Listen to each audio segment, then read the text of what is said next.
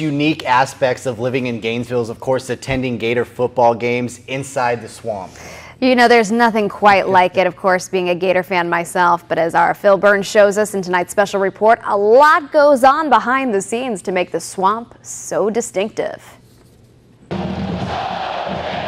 To get from this to this, the hours and work begin well before game day.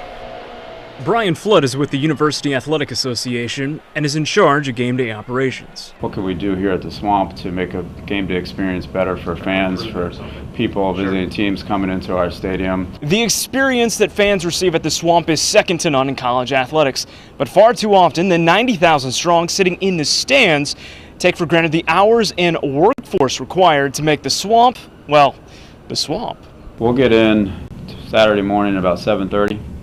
And there'd be a bunch of people that are here before that, 3, 4, 5 o'clock in the morning when you think about some of the catering staff and TV crews and so forth. 7:30 in the morning, probably till about 5:30, 6 o'clock at night. To get everything in place, it's a long day for a cast of thousands. Then there's about 2,200 working credentials.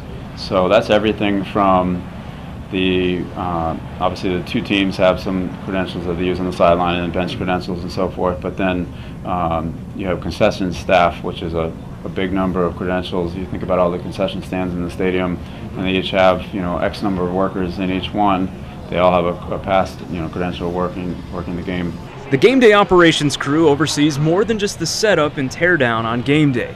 Flood plays a vital role once the ball is kicked off and makes sure that everything can go smoothly even when the unthinkable happens, like a rained-out Idaho game in 2014. And we see like another storm starting to brew, like a little isolated thunderstorm, and it's got lightning in it, and sure enough, lightning strike at like 6.7 miles or 8 miles, whatever, within our radius. And so I have to run out to Matt Moore, was a referee from the SEC that night, and Matt, you know, sorry, we gotta bang it right now. And so we're back in, and in the night, the athletic directors of the conference office and the head coaches just made the decision. It was probably, and the university presidents were involved as well at that point. At the end of the day, it just wasn't happening that night, and it was a really unique experience for everybody involved. But the Swamp is only as good as the people inside of it. Flood and his crew ask for feedback. Make sure everybody's happy, and we take, you know, we love getting feedback from fans, whether it's email or phone calls, and following up, you know, try to make a, you know,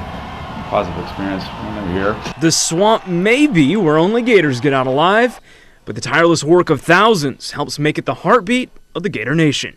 Phil Byrne, GTN News.